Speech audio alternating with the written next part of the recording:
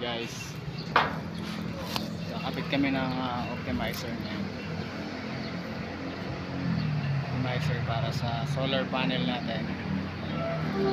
Nandito tayo sa Sampaloc, Manila.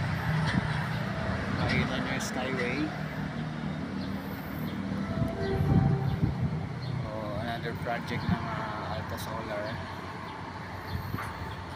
Si Wayne, isa sa mga solar technicians ng Alta.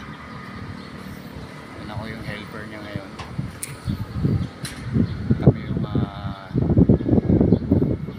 teammates.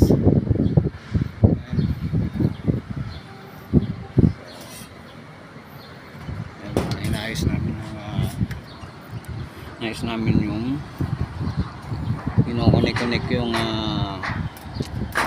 power optimizer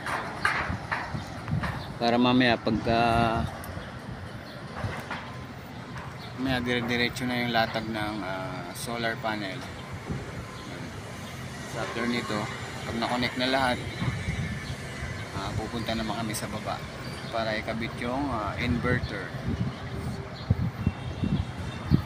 So sa pagkakaintindi ko, itong optimizer is parang kung sa motor, para siyang regulator, rectifier.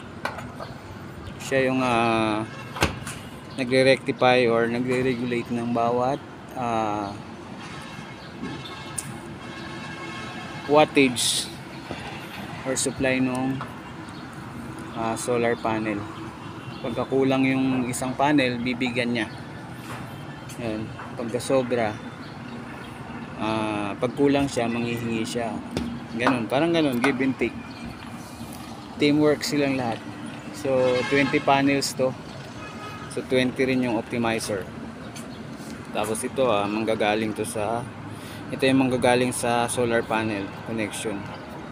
Tapos itong dalawa papuntang inverter. Connect lang yun sila. Alright.